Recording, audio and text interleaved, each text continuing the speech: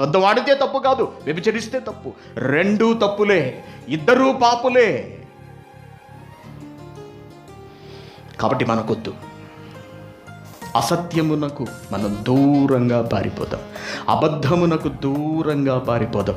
అబద్ధం చెప్పవలసి వచ్చినప్పుడు నిశ్శబ్దమైపోండి, నిశ్శబ్దమైపోండి అంతే.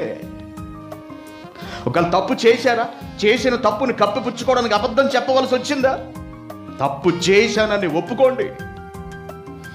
ఎవ్వరూ ఏమి అనరు,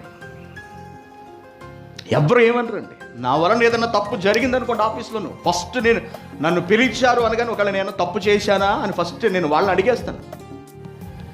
ఇక్కడ ఇది ఇలా పడింది, సారీ ఇట్స్ మైండ్, ఇది నా తప్పు అని. నో ఇట్స్ ఓకే, అస్సలు ఏమాత్రం పర్లేదు, దాని గురించి ఏం కాదు, చెబుతున్నాను నీకు అంతే అంటారు. ఒక్క మాట, దట్స్ ఇట్. అబద్ధాన్ని, మన వల్ల జరిగిన తప్పుని ఎప్పుడు ఒప్పుకోవాలి. అబద్ధం చెప్పవలసి వచ్చినప్పుడు తప్పుకోవాలి. అసత్యమునకు దూరంగా పారిపోవాలి. సత్యము వైపుననే మనం ఎప్పుడు నిలబడాలి. కాబట్టి దేవుని పిల్లారా, ఆ సత్యవంతుడు ఎవరు అని దేవుడు ఎదురు చూస్తున్నాడు. నిజము పలికేవాడు దేవుని దగ్గర నివసించడానికి అర్హత కలిగిన వాడు. ఎందుకంటే దేవుడు సత్యవంతుడు. ఆయన అబద్ధమాడుటకు మన వంటి మనిషి కాదు.